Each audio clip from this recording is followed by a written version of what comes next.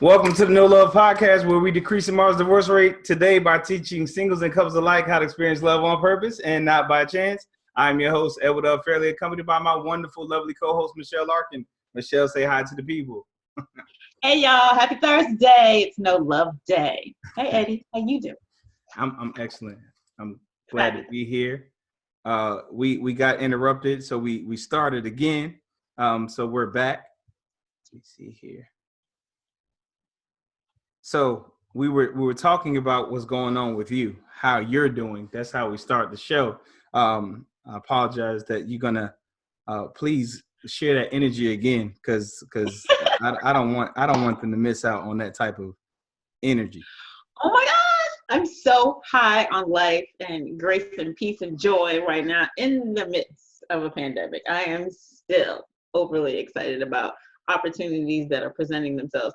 I was talking a little bit about how my son has got some time and he wanted to get into social media marketing, so he's investing in me and I can't let him down, so I feel obligated, and he pushed me to do a live post today, which is on my Facebook page and on my Instagram page, and it's the first time that some posts like my live are shared, but it's also coming from such a heart of authenticity and really where I am, what I believe, and I believe that we are experiencing where the sum total of the efforts that and actions we did months ago. So we're in the middle of this. We shouldn't be really worried about right now because that already is happening. We should be worrying about a couple of months ahead. So where are you trying to be? Even this has already happened. We are in it. So where are we trying to be? That's where I'm like, and then knowing where that even in my own life, I'm experiencing that. Being able to invest the talents and the beliefs and the passion into being able to help people, number one, get through this by getting this right up in here, get the chaos from outside, give it some boundaries, and then manage the chaos in here. And being able to do that is just a privilege. And I'm just excited to be able to help people through something that's unavoidable but manageable. And I'm just blessed and I'm excited. And I also am so excited about No Love. Like I think about these sessions afterwards. And even in my own life, I see growth and I see some of the fruits coming up. And that's one of those is joy, right? So one of the fruits of the spirit is joy. That's what this is. This is joy in the pandemic. And a pandemic.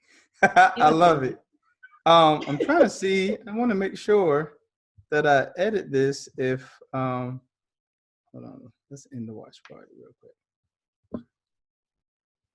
Are we joining a watch party? I need to put my watch party on too.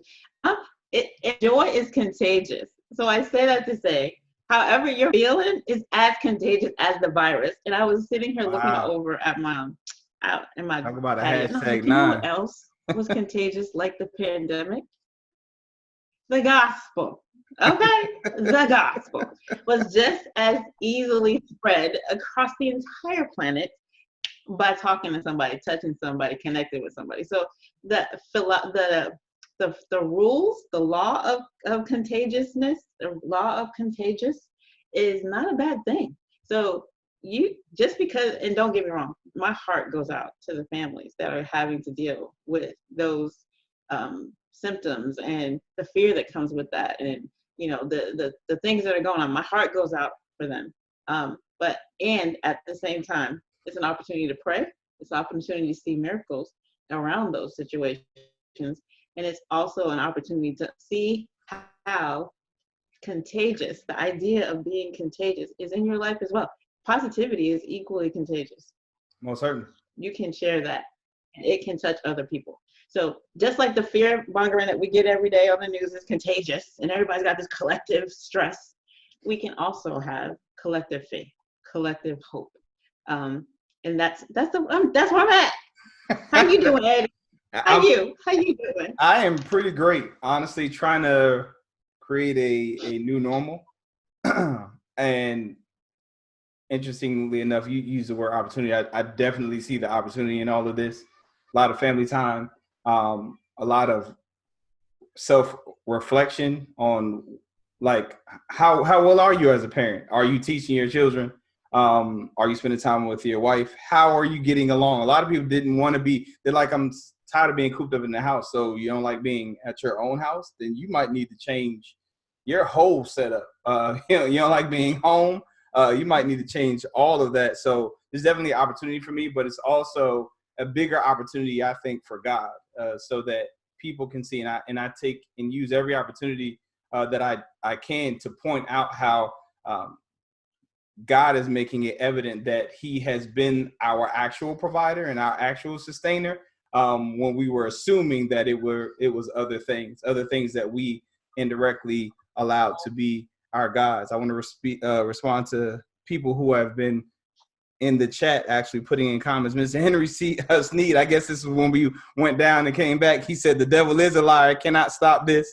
And that's when we came back. And then he said he shared. Not today. Mr. Henry also said, I believe the earth is healing. Miss Erica said, yes. Miss Ann, Lisa said, good evening, Michelle and Edward. Miss Erica also said, let's contract those healthy energies. That's exactly right. Contagious is definitely good or bad. So we'll definitely we'll be talking about that today as well. Got an amen. Absolutely, God's time. It's always God's time. He's just showing that it is his time and making sure that people understand and the reality of his time right now. Get in the flow. Get in the flow. Oh yeah, most certainly. You were prepared for this on some level. Every single one of us was prepared for this on some level. It's got to tap in. I mean, he equaled the playing field. You can't be that man that was talking about how you ran this. You don't have no job to run this right now. You can't be that woman that was talking about I run this. I'm the provider. Like, providing what? You have nothing to provide. All you can do is be at this moment. So the fruit of who you are is definitely going to bubble up, and it's going to be exposed right now. In that case, I feel so blessed. the whole earth has been brought to his knees, so to speak, and like no one has any kind of advantage right now. You can be rich, but if people bought all of those daggone waters and toilet tissues and everything from the store before you got there, like that means absolutely nothing. Like you're at a loss. So it's an equal playing field. I really, really pray and hope that people are taking the advantage of growing and evolving in this time and not just wasting this time or this opportunity for rest, for vacation, so to speak. Because a lot of people have been saying how, oh my gosh, I'm tired of this job. I always got to go to this job. Well, now you don't have to. So are you going to count your blessing and the fact that you don't have to and rest and possibly typically in my experience in life, when I was in the middle of what I might have considered a setback. I'm hot. Or might have considered a setback. I was actually in a predicament whereby I was going to have to get ready for a lot of work, because when I got out of that particular situation, it was a lot of work that I had to do. And it's like, man, I'm going. So I honestly hope that you're getting the necessary rest and getting yourself equipped for what it is that is coming after this, because you're going to have a lot of grind and work that you're going to have to put in. So I hope you're getting your stamina right, because just don't miss the opportunity for vacation, growth, and honestly just seeing yourself and where you need to grow and sharpen your tools. And also being reminded that you really didn't have control of your life in the first place. You might have been a contributor of it, a steward of it. Yeah, yeah, most certainly. So let's get into this topic before I start preaching. Now, the actual topic or the subject of today's topic is the strength behind having an accent.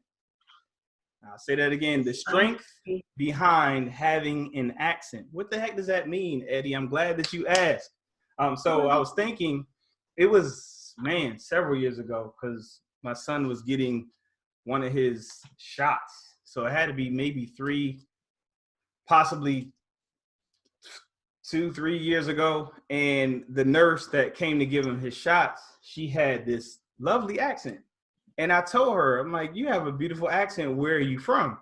And she said, I believe it was Ethiopia. She said she's from Ethiopia. I said, you have a beautiful accent. She said, but I don't like my accent. And I said, well, why don't you like your accent? She said, because people don't understand me. They're always asking me to repeat myself. So I don't like my accent. I wish I didn't have my accent. Now, me being the person that I am, I always, as we already discussed, I see the opportunity or the positive aspect of any type of situation that you throw at me. And I, I kind of tilted my head and I said, well, at least you know they're listening to you. And she kind of tilted her head at me like, I actually never thought about that. I said the only reason why anyone would tell you to repeat yourself is if they're trying to understand and listen to you. And so I said that's evidence that your people are trying to hear what it is that you have to say. And what that has to do with this, with love and what it is that we're working on or trying to grow in, is love is a foreign language to most. That leaves you with an accent that forces people to want to listen to you. You better hold on. #9. What? Everybody, calm 1 second. You crazy. What you say? Love is a foreign language that leaves you with an accent that forces people to want to listen to you. That's what love is. That's why you all tune in weekly, because it is something about what's being said on this platform that is not common, and it makes you want to hear more of it. It makes you want to understand it. It's like, what are you saying? What do you mean? What is, like, I don't understand. And that's what attracts people to me, the Michelles, and ultimately you, the listeners, who are consistently listening to this type of information and growing in this thing called love. So that is what we're going to be discussing tonight. We're actually going to be discussing how to learn and become fluent in this thing called love, so that you in turn will have this accent that will cause people to want and not want to get rid of your accent. Like, you're gonna have an accent, oh yeah, and it's gonna make you a little different, but don't seek to blend in. People tune out to what's common, but they tune in to what's different because they want to understand. You can be listening to just background music, background YouTube, background anything. If a commercial or something skips in a person with a different language or something comes on, you are going to stop what you're doing and go check and figure out what the heck ad is that? It literally shifts you into this place of just trying to understand what is going on. What just happened to my background noise? So first it was noise, then it was something that was intriguing to where you went and what in the world is this? Why are they playing this Spanish thing, this Arabic thing, this whatever on my line? And you're more than likely going to switch it. But at first it was intriguing. What is going on? Why we like Idris. You said why what? Why we like Idris Elba. Because homie be like, whatever he says, we like, yes. Because of his accent. He looks like the guy next door. But his charm and his accent gives him extra kudos. Extra kudos. I do think 100%.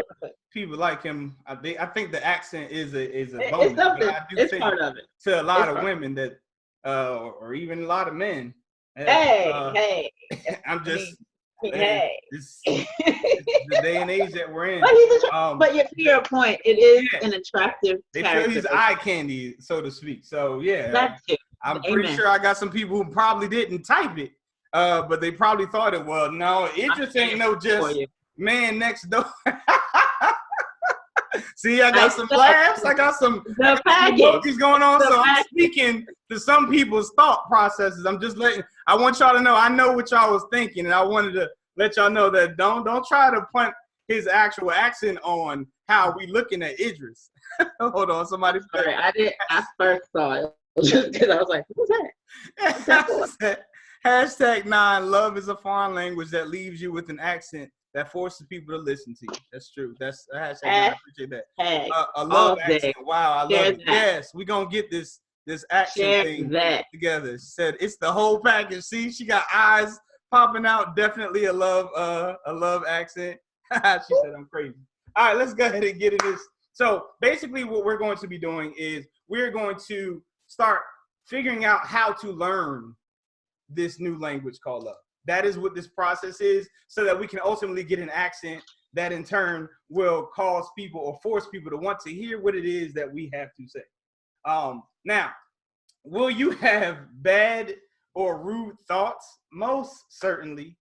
But if you choose to acknowledge and shift and filter them, ultimately it will become a habit. I laugh. People sometimes say, "Well, man, that was harsh," or like we discussed, they'd be like, "You're rude," or "That was rude," and I laugh because they don't realize that I processed a whole bunch of other stuff that I was thinking to say, filtered it, and they got that. And I'm like, so if you thought that was rude, you would have been destroyed if my initial thought came out of my mouth. Thank God. So do we do you lose the thoughts that you had? Do you lose the initial response or reflex? By no means am I saying that that's going to happen, but you will be aware, you will be alert, and you will be intentional about what you choose to share once we get to this place. And then ultimately it will be a habit to get there. And I'm kind of getting ahead of myself. So let's get into how you learn this language, which ultimately will lead you to having this accent. So learning a new language feels weird and it's difficult at first. It's a process, just like any process. It's going to be difficult. But you have to be conscious and intentional. And the way that you do it is through actually mimicking the accent of the person you're aspiring to speak like. So clearly we're using an analogy. Now, oftentimes we would not want to mimic someone because we equate mimic with mock. So oftentimes, oh my goodness. I'm sorry, mimic with mock. Just remember that. We typically we consider mimicking mocking.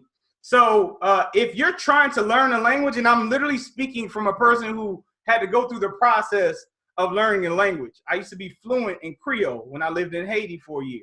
And then I started working on Spanish and things of that nature. So when you are learning a different language, you should be intentionally mimicking how they are fluctuating their voice, their tones, how they're saying their words. And it almost makes you feel uncomfortable because it seems like you're mocking them, when in actuality, you're mimicking them so that you can ultimately adopt their thought process, their posture, and their speech, and their dialect, so that it sounds like you're one of them.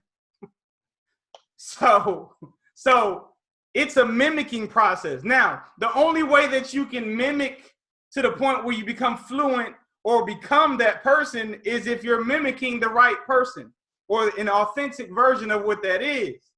So this is why Eddie is always reading. Eddie is always watching different things that I know is going to pour into the type of being that I want to be, so that I can mimic that. And it feels uncomfortable at first, like, man, my initial response would be to slap you or to cuss you out or to whatever my past being was. You're laughing. I literally have to. It's true, though. It's true. We know. No, because in my years, my Facebook years, I've had to filter what comes through on my comments, because someone might say something rude to me, and then I have people that know the old me is like, you have no idea what you're getting yourself. And I'm like, hey, I'm not that. I don't respond to that name anymore. I don't respond to that. That's not the me that I'm not the me that I used to. You have evolved. Exactly. I definitely have evolved, but there's still those people that remember and they assume that I'm going to respond a certain way, or I get that, hey, don't let them Cosby smiles or whatever, or that happy, like that Eddie, don't let that junk fool you. Because he'll end up going in and is like, nah, I actually I've evolved past that. I understand love, and we'll get into that too, because oftentimes we don't want to mimic the things that we don't respect. And what has happened is I've grown to respect love and see the power that comes from love, which in turn cause me to want to mimic it because I see the strength in it. And what happens is people, they look at love and it seems like a weakness to the average eye. But when you really study and you get to the core of what love is and the power that comes with it, which is why people, I don't sit there and argue with you, because I already know what I know. I'm satisfied with who I am. I don't need you to validate who I am. That's because I love myself. So that the power in that prevents you from having to go out and fight or argue and things of that nature. But I'll be beating a dead horse. Let me read these comments before we go into that one point.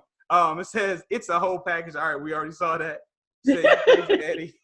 She said, you admire their delivery or approach, develop patience. Yeah, so you need to find a person that is that authentic version of what love is, so that you can mimic them, so that you will ultimately start to mirror them. Okay? And so that is the first part. And it's really, really uncomfortable because it's going to go against the grain of who you are at this moment. So growth, strength, and maturity. Michelle, I've seen you pondering and thinking. So go ahead and share your thoughts for where we are right now, please. I just wanted to create the link, which was so well done, between mimicking, mocking, and mirroring. As it goes back to your explanation that you used last week about a student, the transition from student to teacher. It's very, very much the same. It is a process. And the other thing I thought, which I would love to hear your feedback on, is when you're mimicking, you're typically giving up some sense of autonomy or independence, right? Because you're trusting this other person. You're giving up what you think is right for what they think is right. And I know that in a love relationship, it's almost like that theory where the woman, this is just a stereotypical story, but I don't want to have to tell him what to get me from the store. He should just know. Look, I don't want to have to tell him what to buy me for Christmas or whatever. He should just know. And you're like, I'm from this, you mimic me until you figure it out. I'll tell you what you need to get me, so I'll be happy. But consider it mimicking to get to mirroring versus really abdicating any sort of responsibility. Because I think that that's interesting in love, that as a language, mimicking is kind of removing yourself a little bit. You have to say, wait a minute, I don't know, so I'm going to have to mimic. Yeah, most certainly. So, all right, so this is what happens as you mimic. It's the craziest thing, because even the mimicking is a form of communication, to where ultimately you'll start to sense the understanding as to why.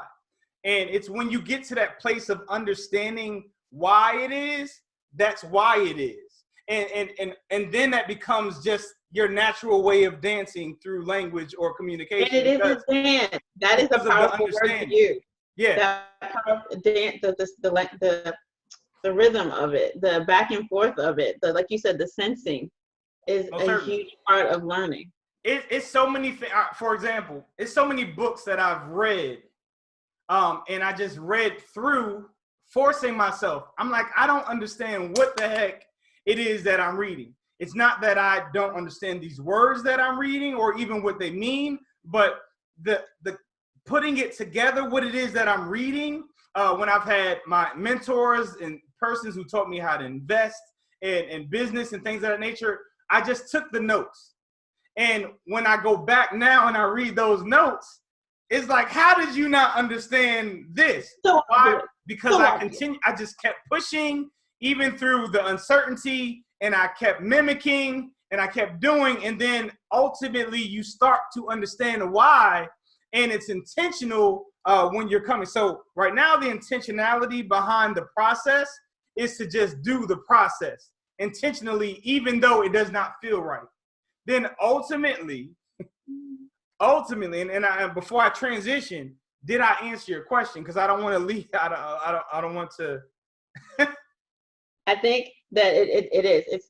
The answer is in your response to when you're studying something that you don't know and you are taking notes and you are participating. It's true. You don't know. So mimicking is a certain sense of loss of control or uncertainty.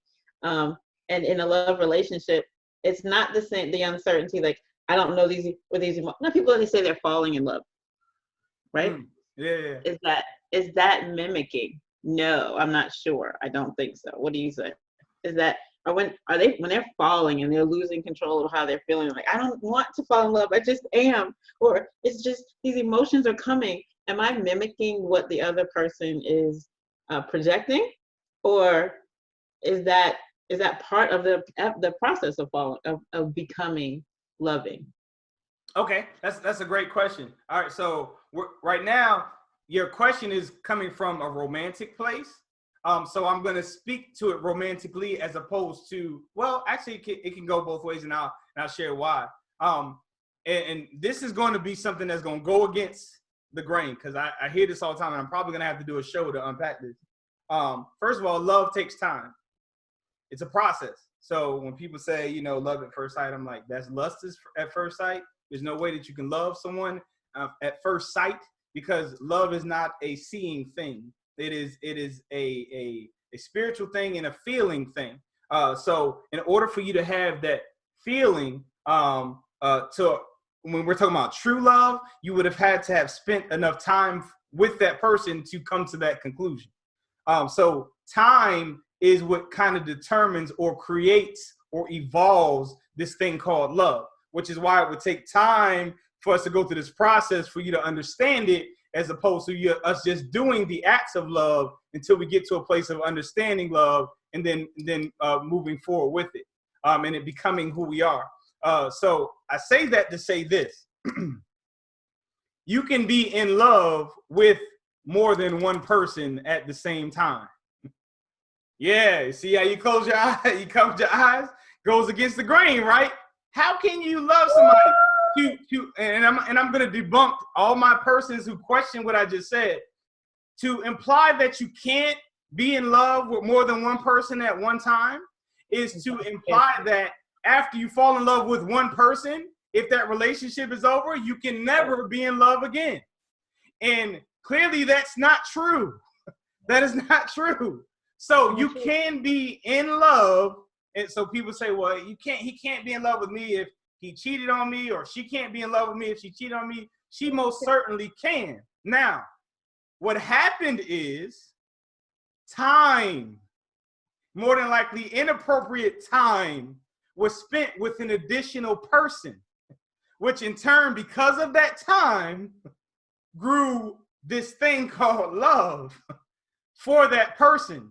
And more than just a God-like love or whatever, that intimacy and that time, which is why you should not spend that kind of time with other persons if you are in a monogamous relationship, because you cannot control having that feeling for someone if you spent adequate enough time with them and it causes you to draw the conclusion, because the facts are the facts. That person is who that person is. And if you spend and invest time in them, you most certainly can fall in love with them while being in love with the person that you have already been spending time with at the same time.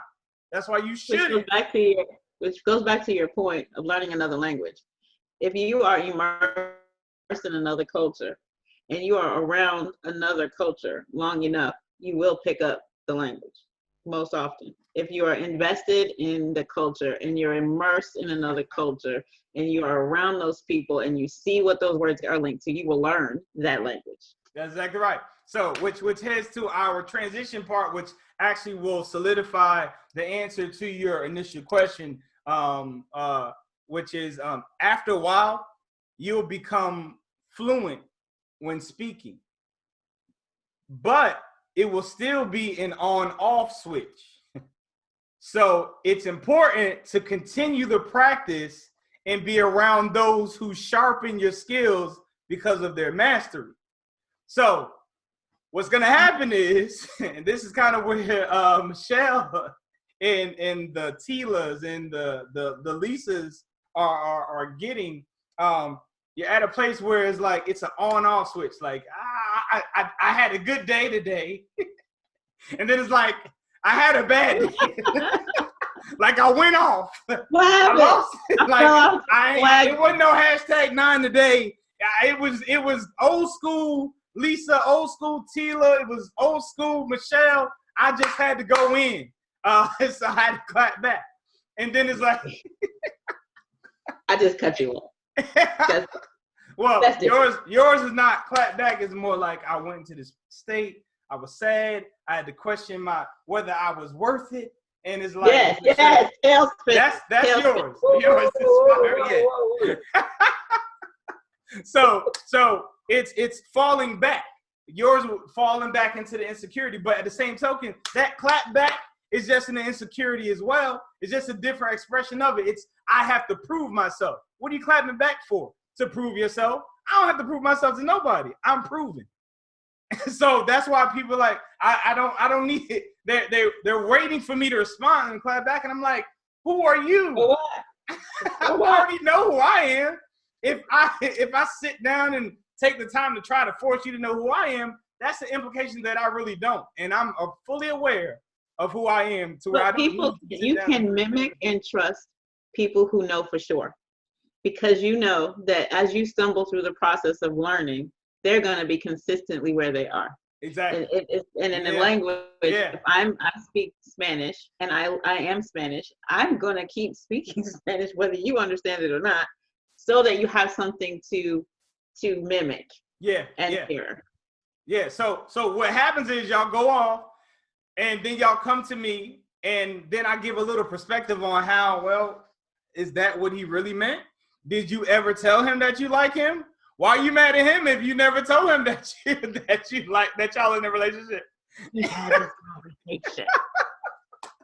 So y'all come to me, a person that is in it. That is who I am. That is according to me. That is what's going to come up. Just like the young lady. She's like, that was unfortunate. People don't understand me. And I'm like, that's a blessing. People want to.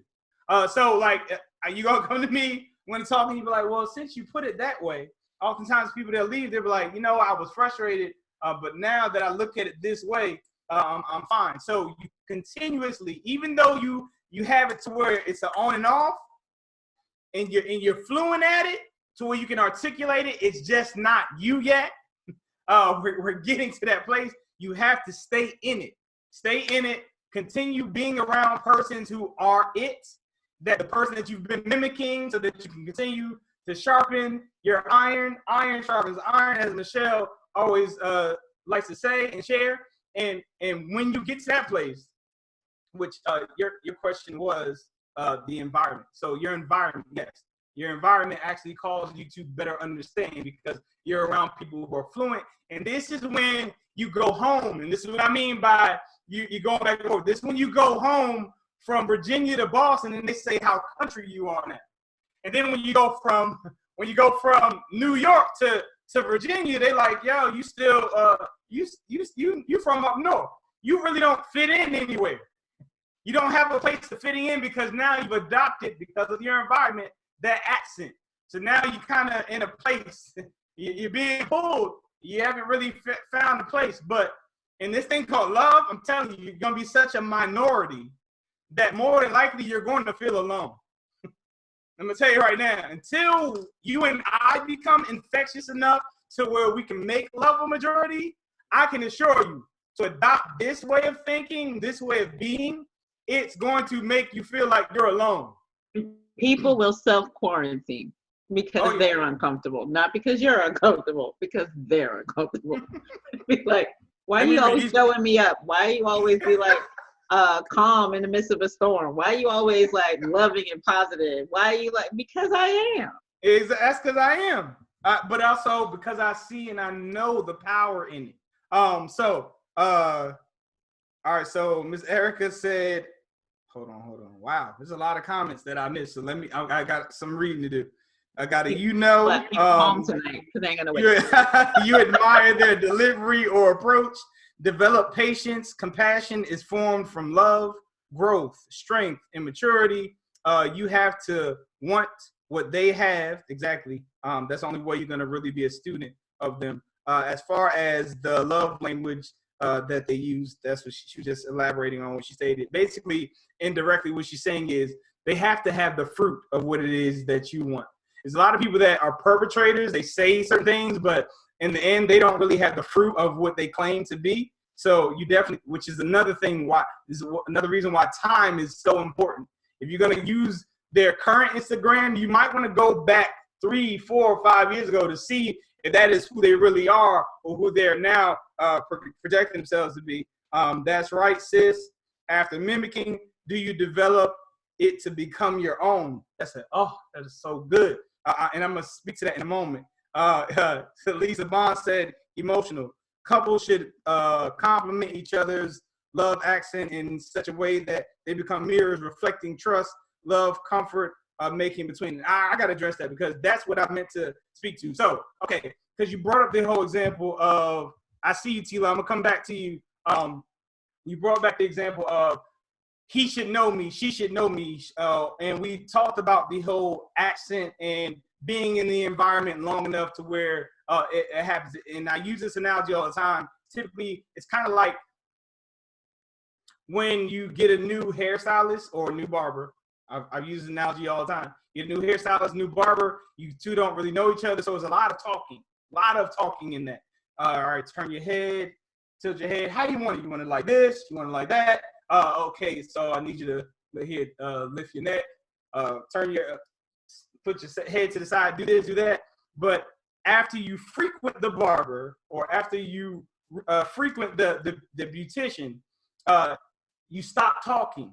And it's a lot of tapping, tilting. Y'all just having regular conversation. It might be 2 taps, then you turn your head.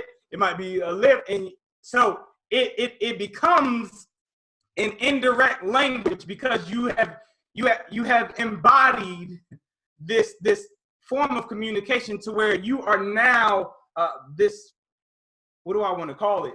Because of that environment and being in that environment so much, you are now fluently having a conversation without speaking.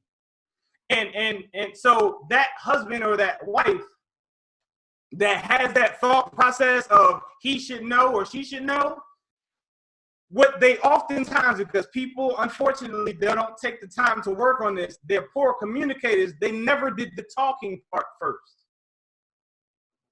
So now you want him to just know something that you never sat down and broke down and talked about. So when we talk about the hair, that's making an assumption, and that's never good. That's definitely an assumption, as opposed to inspecting your teaching or inspecting what you expect from your communication. So now at this time, me and my wife been married for 15 years. We don't really have too much to say. Yeah, exactly. It's a lot of tapping. It's a lot of tapping, and it's like, wow, oh my gosh, thank you. I was just thinking that I needed that, and it's like, I know you. So to answer your question, being in that environment, being around someone that's intentional. When I say intentional, you intentionally went to that beautician for some reason, whether it been a reference or something. You saw their results, so you kept going to them, and because of them, that trust. And because when you first go to a beautician, first go to barber, you want the mirror. Let me see the mirror. When you get to that place, when you with your beautician and your barber, like, you just get up and go. You pay and you transition. You're not like, hold on, let me see, wait a minute. Where, like, it's a trust, it's a genuine trust, and you know that person is going to take care of you. And that's what I mean by finding that person who has the fruit of what it is that you're looking for, that you can mimic or communicate with, and being in their environment so that ultimately you will understand the rationale and thought process behind it. Tila put clap back. That must have been when I said you got the people clapping back. She put the hand to her head, clap back from Lisa Bond. So apparently she's a clap back type person. Tila, she clapped. I'm not sure what I said that caused that. Erica said yes.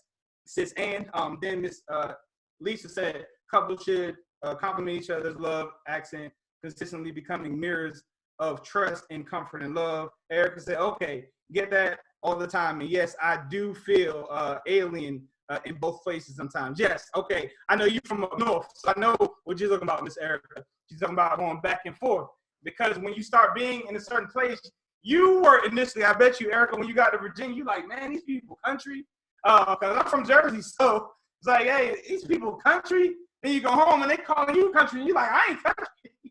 It's because you've been a product, or you began to be a product of your environment. So this is why I feel that watching TV and things of that nature are very dangerous, because you are that environment. You are that window that you're using to watch and pick up whether it be fads and challenges and things of that nature, you become what it is that you're consistently in that type of environment. We got Shay. She said, hey, just popping in. I'm going to have to go back and watch this back to overtime. She getting the overtime in. Perfect. All right. We'll talk later. Perfect. All right. So now, you got something to say? I have okay. So one of the can you hear me? Yeah, I hear you clearly. Cool.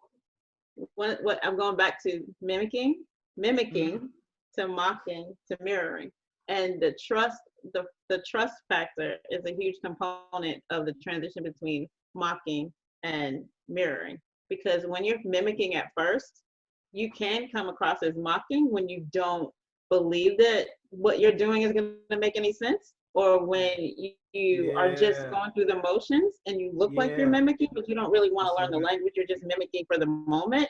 And then it could, in another environment, you're mocking, right? So I love this girl, I love you, I love you, I love you. But over in another, well, you know, I mean, I'm not sure. Well, you know, like, so it's kind of, there's a trust factor at the time is a huge component of, but there's a trust factor. And I go back to our relationship. Like, the reason I think that we have been able to go across so many different vulnerable areas that I share anyway, is because of consistency. I trust your consistency.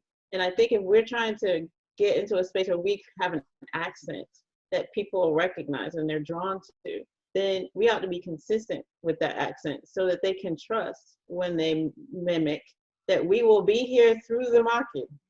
Because at first it's uncomfortable. If you didn't buy me roses, you bought me the red ones and not the white ones, doesn't mean I'm gonna leave you. It means I get it. You didn't get it yet. Give you a little time. Eventually you're gonna come in with the right color roses. Because I'm not leaving because you're mocking if you're committed to the process of learning the language. I apologize for laughing. It wasn't laughing at what you said as much as it was laughing at what I visualized while you were saying it, because a lot of people, a lot of Christians or quote unquote Christians are mocking the Christian faith at this moment. And what I mean by that is because they were very confident, I'm a believer and all that stuff when everything was good. But right now it's a lot of concern, scared, fear. And it's like, what happened to the consistency of your faith and things of that nature, which is causing people or the Christian faith to be mocked? Because like, well, what happened to old girl? I thought I could come to you, but you're calling me talking about, have you seen the news? Oh my gosh, it's another one, and things of that nature. Is like, wait a minute, hold on, wait, that wasn't the way you spoke just a while ago. And mocking is definitely, it does come off as mocking. So I thought of so many things. I thought about that. And I also thought about how people I've told, like, why do you have to say something back to him or her? And then they'll go back and they say, well, see, I tried it and he's still doing this. Or see, I tried it, or she's still doing that. And basically that they went into it with a mocking tone as opposed to a mimicking tone. And the mocking tone is, okay, all right, I'm going to do this and watch, it's not going to work. As opposed to, this is weird, I'm going to try it, even though I don't understand it. I trust this person and exactly. I know they love me.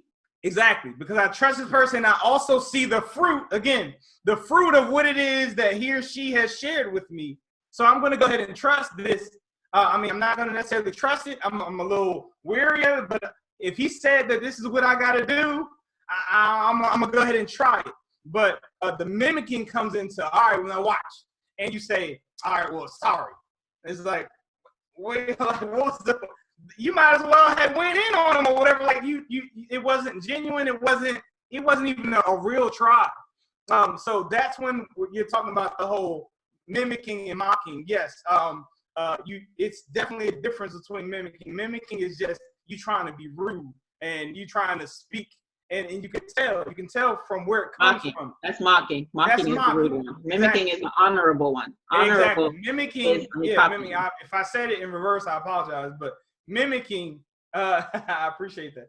Mimicking is most certainly something that is genuine, like, no, I'm trying to speak the way that you're speaking, and I'm trying to get it the way that you got it, or what have you. Whereas mocking is you just trying to be, and I don't want to do it because I would literally be mocking. But you've seen it. You've seen people try to imitate other people and to joke them in a joking And you've seen manner. people who try to fake love. People who try to fake love come across as dishonest. People who like the truth, they come across like disingenuous, and you're like, say I love you, and you're like, I just met you. How you like? Yeah. Like what? Like when you meet somebody and then you like at a party or whatever, and they're like, oh my God, I just love you, and you're like, yeah, I like you. I mean, I think I'm not sure. Tila asked a great question. Too much. It's too much too soon. Like, stop. Yeah, exactly. Tila asked a great question. She said, so is it safe to say mimicking takes patience? Patience with yourself. Patience with yourself and the other person. That is an excellent question. All right, so mimicking is being a student. You can't mimic what you don't study. So, all right. The only way that you can effectively mimic is if you are studying the person that you're mimicking. So it's an indirect way of saying become a student. And after you become a student, imitate the cheat sheet. So they are the cheat sheet. Study the cheat sheet and actually do what it is that you learn from the cheat sheet. But what can you break that down using that? I love the scenario, so that's why I'm asking for it. Is when you transition from the student to the teacher. So first you watch, and then that whole thing. Oh yeah, okay. So yeah, I actually have been going through that with my daughter because there's a lot of stuff that I'm like, yo, I need whenever y'all go back to school, you're gonna be good at this, you're gonna be good at that. And I literally just broke that down to her. So as far as how I teach.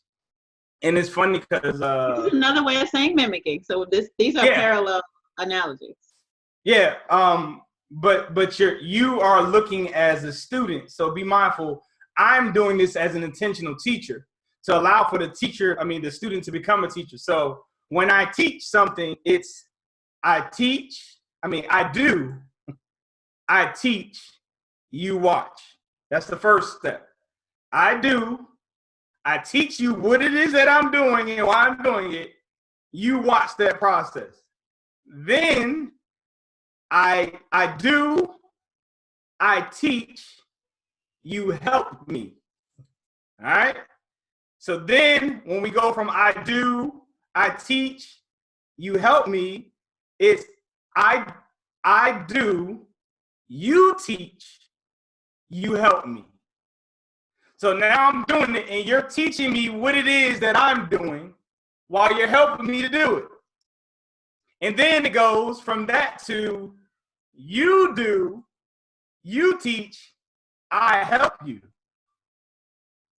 And then when we go from you do, you teach, I help you, I back up, and you do, you teach, and I watch. Now we have literally switch and we reverse roles. Now, if you are truly mimicking, you ultimately are going to be watching to learn. But then you're going to start asking questions so that they will teach you why you did what it is that you learned. And then ultimately, you're going to understand it and you're going to just start doing it the way that they do it, which is why we go from where we started, which is the mimicking, then to the fluency, and then it goes to the consistency and the growth being the portion of your natural accent and you becoming that person. So now it's not an on and off switch. This is who you are. And that's going to be your go-to. That's what's going to be pulling out. And that's when you have an accent. That's why when they still try to speak English, you still hear a twang from who they really are. And that's what happens when you get to this place called love. When you try to go back, when I'm ready to snap, and it's like it doesn't even feel right. So I had no choice. Like, it's just not me. I want to, like, I literally one of my children, it was years ago, he got in trouble, and I wanted to tear his tail up. And I'm sitting there in the kitchen trying to get myself to go ahead and go and get mad enough to do it. And I'm like, there's something about, it just doesn't feel right. Like I was in a place of grace. So it just didn't. There's another way to do it. It didn't make sense, and it became a teachable moment and evolved. But I literally had to check myself, like, really, you gonna try to make yourself mad when you're not really mad because you feel you should be, because this is how I was raised and this is the way I'm supposed to do it, and it's like that. It doesn't make sense. Think of the pain in the relationship when you go through that process of, I'm supposed to expect this from so-and-so, but I don't anymore. And I don't, but everybody thinks I should expect this, but I don't. Yeah, I accept them for who they are and where they are. She, Miss Erica said, divine discernment is needed when mimicking love actions, right? Most certainly. But discernment comes through practice. You can't discern something you don't experience. So if you're not going into it, if you're not just going through the motion, you can't, what is there to discern? If you step back and say, I hear you, but you don't practice it, you cannot be exposed to anything that you can discern when it comes to that's where the revelation comes from. That's where you just start to understand, oh, that's why, oh, I didn't say anything. I wanted to say something, and then I found out that ain't even what she meant. I'm glad I didn't say. You don't mimic anybody that don't have fruit. Oh yeah, most certainly. But mimic people because they say they got love. But the discernment also comes from, okay, all right, he's asking me to do this, doesn't feel right. I don't say anything, and then I find out that she really didn't mean what I thought she meant, and I was gonna snap back at it. So now you're starting to say, wow, I just dodged a bullet because I listened to whatever it is that he said not to do or whatever. Or so you just start noticing. The student is naturally inquisitive and doesn't just say yes, or like a student tries it, right? Like they just, like you say 1 and 1 is 2, and they want to see the blocks. They want, show me block 1, and show me block 2 so I can see that together. I have to, like they want, if you're teaching, then you have to be able to break it down to be able to communicate what you're, even somebody doesn't learn another language, they may not give you the subject verb scenario, but they will say, no, what I mean is cut. Yeah. Oh, and what's interesting about what you just said too, and I want y'all to be mindful of this, and I'm glad you brought it up because it can be disappointing. Some people are naturally a certain way and they don't understand it to where they can't teach you. They're just naturally gifted and talented. So you go to them and you're seeking information, and they kind of want to teach you, or they don't want to teach you. But if we're talking about this type of person, that's not going to be the case. But some people don't understand. Remember, this is called no love. My intent is for you all to understand and know love to where you're doing it intentionally, to where you can teach it to your children, to your husband, to your spouse, whomever. So that you're intentional about it. But some people are naturally talented. They're naturally gifted. You can see basketball players that are just good, and you ask them, well, how you get to this place? And they're like, well, I just do it. Well, they're not trying to be rude. They can't articulate what their steps were to get to that place. And some of you all might find that person, which is why you just have to at sometimes become a better student and kind of dissect the way that they're doing it. And learn just based off how they're doing it, why it works. So don't be disappointed when sometimes people can't articulate why it is. You might either want to find someone else to mimic, but if they still have the fruit, you still can study them. You can still study them without practice approach.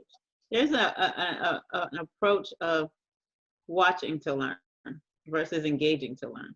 Like you can observe and think about and research and compare and not have any like dialogue. Like you can watch nature and see the evolution of the seasons. It can't necessarily articulate it to you, but you can learn that there is changes. That's the almanac. It wasn't because the earth spoke to farmers and said, hey, you need to write down that the sun's going to come up on Tuesday. Like it taught through observation and consistency that you can now document and bring it down into something that you can share with somebody else. But nature was moving. Nature was going to do what it was going to do, and it inherently did it. But it was be able to be documented. And sometimes you meet people like you're saying who are just naturally loving. They're giving, they're trusting, they're open, they're contagious. Yeah. And you're like, how can I catch that? And they're like, Yeah. oh, That's hang just who I around. am. Yeah, they can't teach it. So you might feel like this person's being a hater, or they just don't want to. They don't want me to grow. They don't want me to shine. Like, no, it's not that. That might not be their gifting, but it doesn't mean that that's not their gift. I have Miss Lisa. She said people are jealous and don't understand love accent is a bond. I think she said, I don't know if she said people or jealous and don't understand love accent is a bond, or people are jealous and don't understand love accent is a bond. I'm pretty sure she'll clarify. Miss Erica said right. I'm not sure what she said right too. She said I had many of those moments. Miss Tila said, to me, the first step to mimicking is observation, or at least should be. Most certainly. If you haven't seen something that you want in that person, that first of all, that would be the only thing that will make you even like you said, inquisitive enough to go ahead and start seeking or trying to get more clarity and understanding. She said love accents are different because you and partner have your own unique language that no one understands, but that language makes your love so interesting. Most certainly. And it causes people to want to be a part of that, or to want to have it for themselves. But again, they're looking on something that they try to mimic, and if you don't understand it and you try to bring that to your house and y'all don't have that kind of relationship, it will destroy the relationship. And people try to do it all the time, and that's why it's dangerous to mimic without understanding, and you'll never get to that place where you become fluent and you become, because if you don't understand it, and if you're not speaking to the person that can articulate as to why it is, which is why I teach, you watch, I teach. It's an understanding process as to why we're switching places. Go ahead, Michelle. I see you thinking. Well, I mean, because when you're learning the language, say you learn a sentence, but then you find yourself in a different situation. She got some sirens going on, so she's muting her mic. It's crazy around here. Crazy, right? Like what? But see, I gotta stop. You gotta talk because it's too bad. I don't know what's going on. No, you good. I got a comment says, I'm from Harper Square, boss. What's going on, Carlos? I grew up in Harper Square. I know what you're talking about. Love you, man. Appreciate you watching. You still got noise? Yeah. But what I was saying was, like, there's this when you are observing, it's to observe to transfer, right? Because if you learn a language, like even Spanish, like you learn it in a book, they teach you like 10 sentences.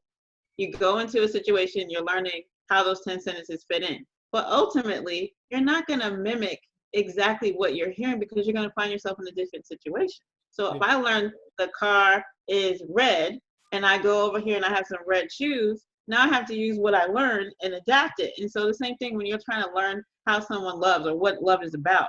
It's really learning the core principles of love, not exactly how they love. You're learning what is the core, what kinds of thought process are they using? Yeah. Like what is their pause point? Because I'm gonna have to take what I'm learning from you and adapt it to my situation. Yeah. I'm not gonna have your experience. I'm going to learn from you and be able to apply it in my own situation. That's good. So basically what you're saying is you're saying that you want to learn the essence of love. That's basically what she's saying. And that goes back to what Miss Erica was talking about earlier when she said something about you starting to have your own accent.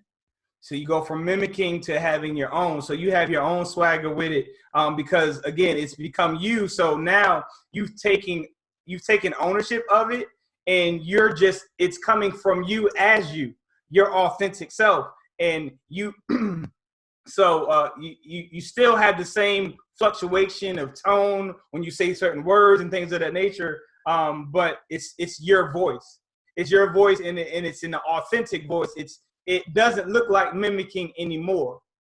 So when you're mimicking and you're practicing and you're trying, it's apparent. You can tell, like a foreigner can tell, like they're like, hey, you're you're an American or whatever. They can tell. But then there's times where I'm on the phone and I naturally, especially if I'm talking to somebody who speaks Spanish, I naturally I start shifting a little bit in how I pronounce certain words just so that they can feel comfortable with how they're saying their words. And then they automatically ask me, can I speak Spanish? And I'm like, I can't say that, that I could get you through this by speaking Spanish because other persons who are calling can't say that. So we can't do that on the phone. So I'm like, so just by me naturally kind of shifting and talking to them the way that they're talking, they assume that I am, for lack of a better term, one of them. Tila said, so what happens when the person who you are mimicking gets frustrated with teaching or helping you understand, i.e. the woman in the beginning, especially if you want to learn, you're going to have to find a new teacher. They can't teach you. A person that is sitting there getting frustrated with you, especially if we're talking about love, a person that is getting frustrated with you, all right, this is the best way I can put it. I was on the phone with a young lady who I was explaining a billing issue that she was having with her over the phone. And this young lady said to me, she said, I am so sorry, I'm so dumb, and I can't understand this. And I told her, I said, ma'am, you are not dumb. If I'm explaining to you and you don't understand, that is my shortcoming, not yours. And I'm saying that to help you understand that if the teacher blames you for you not being able to learn, it is the teacher's fault. And you just need a better teacher. Don't allow anybody to make you feel stupid or inadequate or anything of that nature. You just find someone or some way to get what it is that you learn, especially when you talk about this whole thing called love. If you're talking about learning love, if you've heard anything consistent about comments and people that talk, she said the consistency. She's not talking about the consistency of me just being there. It's a consistency in me being not insensitive and hearing her out and not judging her or not judging you or whomever is listening on this. That's the only reason why you all share and confide in me, because I don't make y'all feel dumb. I just help y'all see y'all situation in a different light without judging you. So if you have that type of a teacher, they're not a teacher or they're not a good one, and you need to find another one. And I apologize for getting upset, but I don't like people that will. I think of all the people who have been liberated right now just from school, who were like, my teacher said I was dumb. Like, yeah, I'm like, you're not. That is unacceptable for you to allow any person to feel that they cannot learn and to sit there and get frustrated with them. You should be frustrated with yourself and figure out what it is. And the interesting thing about it is we're talking about learning a different language. And that's what causes people to yell. When they cannot communicate effectively, they just start yelling because they can't find a way to translate adequately. This is why when we speak to people from foreign languages and with foreign languages and we're trying to explain something and we try to explain and they're like, I don't get it. We yell louder in the same language. They're like, yo, are you nuts? I cannot guess. I just can't understand you. I don't understand you. So you're getting upset and you're yelling when you need to be finding a way to translate what it is that you're saying. Like Michelle said when she put the cup, she said, I'm saying cup. And she pointed to a cup. She's translating what she cannot articulate in her words. That's what you do. You shift, you change, and you figure out as a teacher, how do I get this information to them? Let me read what Miss Erica said. She said, that goes back to my question. You housed the person love accent and tweaked it to your authenticity. I could not find the comment, but that's exactly what I'm talking about, Erica. That's exactly what I'm talking about. When you get to that place where it's you it becomes you, and you have your own swagger to it, and you have your own your own way of doing this whole love thing the way that you are, because you are fine with being you, but you know what love is. And so that's the difference between Eddie and I. Like, he is very like, I love myself. I got this. No love. And I'm like, I mean, some days I do, but most of the time I love myself. But I'm gonna act like I love myself till I love myself, because I'm working it as a process. and I'm gonna love you while I love me, and we'll work through it together. Like just totally different expressions of it. But I, to your earlier point, it's like there is a process, and sometimes you might find yourself in the middle of it, but you're not. You're still learning. Like you're still in it. And love is my experience. Love is constant, but it changes. And I say that because it's consistent in that it exists, but the way it manifests evolves the more I learn or in the different situations I'm in. Like I think I know love until it's pressed, like up against a problem, and then I go, oh, do I really? And then you learn something new. So it's never like you just learn the entire alphabet of a language and now you're done. It's like, but think of all the different arrangements of those letters into the different words and the different things they represent, and then like there's just so much to know about love. It's really like our goal is to really get you to learn the alphabet, learn like the nouns and the verbs, and like, and then you're gonna be able to tell your own story in your love language. That's so good. And just to, and we love you too, Erica. She said I love y'all. We love you too.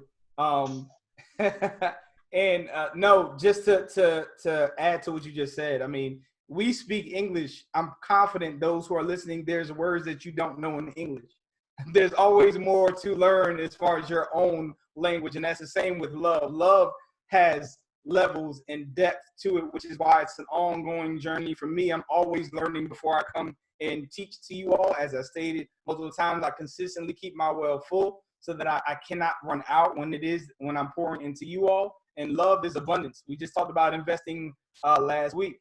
So people who loan something that they really need for themselves. But when you're talking about love, you're investing into other people. And one thing I did forget to say last week was when you loan something, you get that back.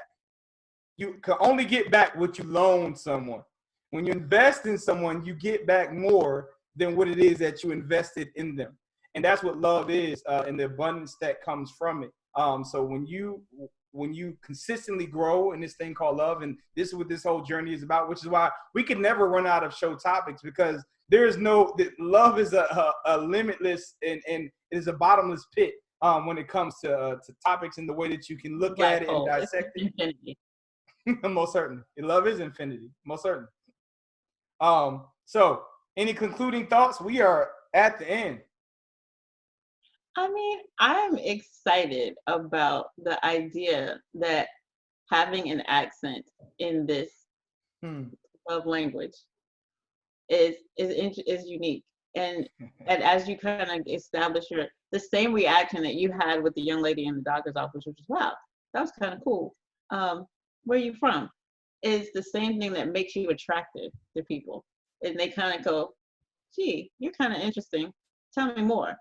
And love covers so many things. Like for me, I spend more time in my professional space than romantic space. So to be honest, my love lessons come from work space interaction.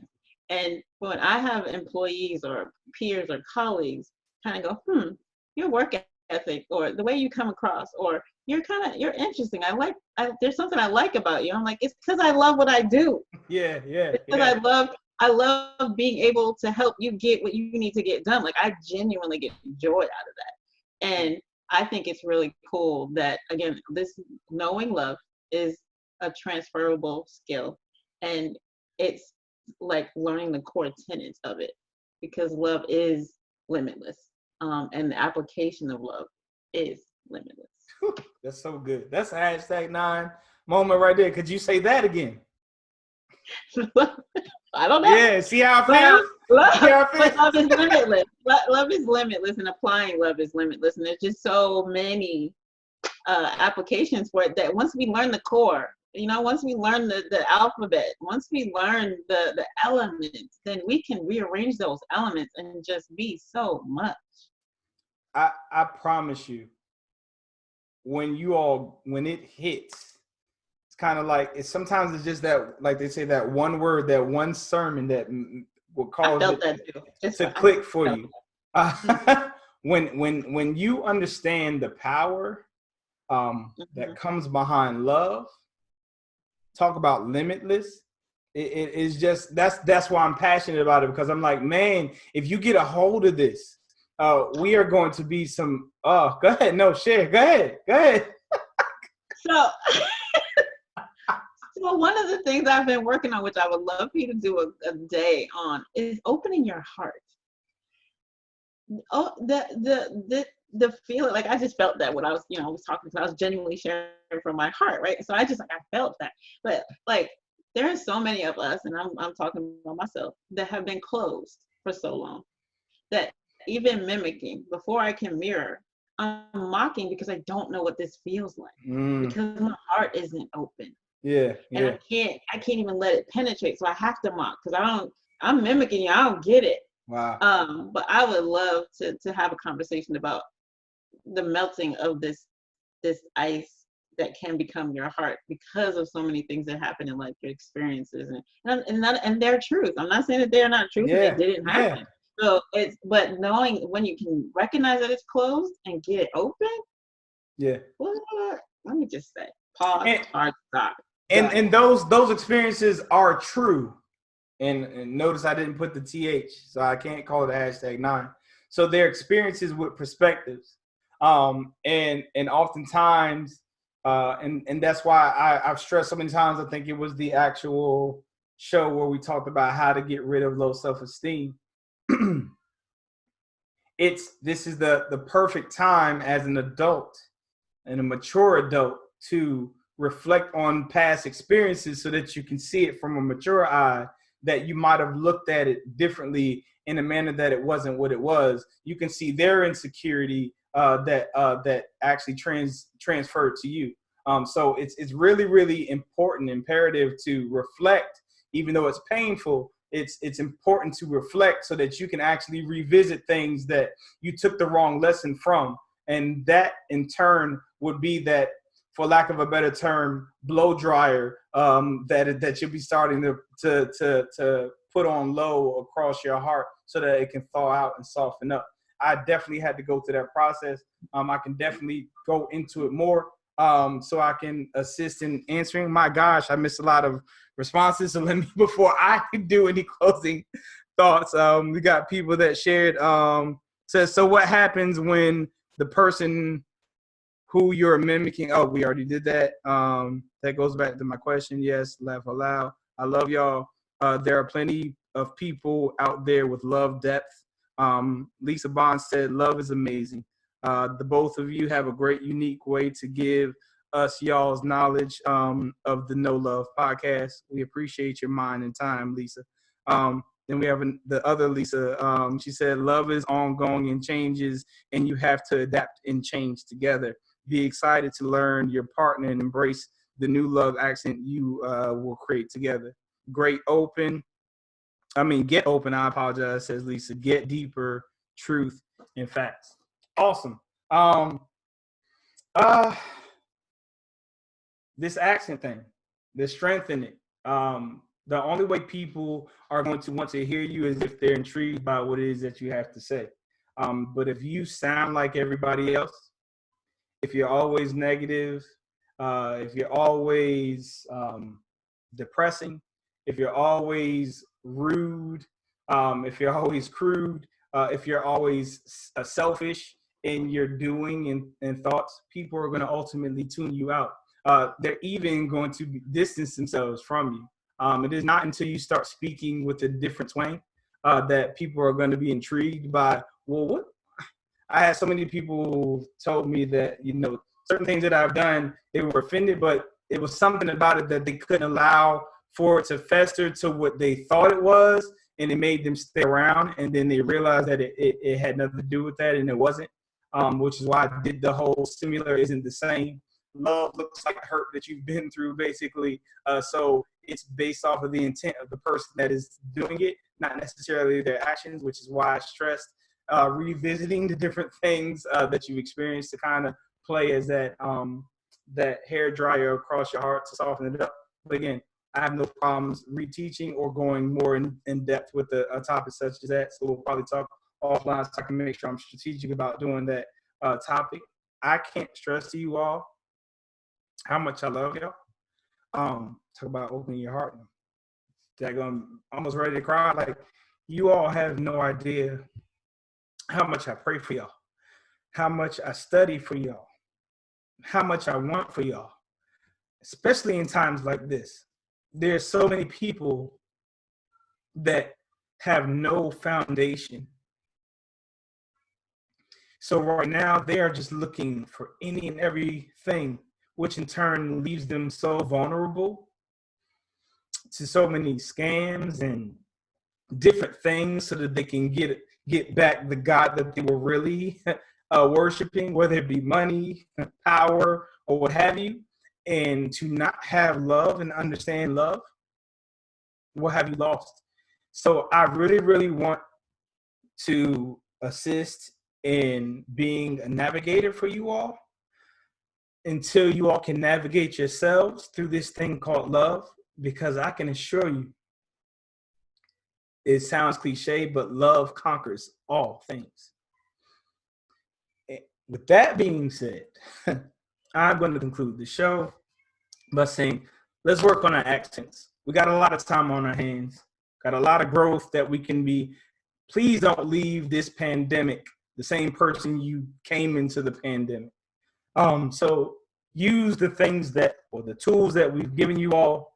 We are going to be consistently here, and we're going to all continuously grow. Please inbox me if you need to talk, chop it up, send me comments, share these videos. Please don't keep them to yourself. If you feel that it's blessing you, it clearly can bless somebody else. So share it on whatever platform you're on. Till we meet again, I love y'all. Peace.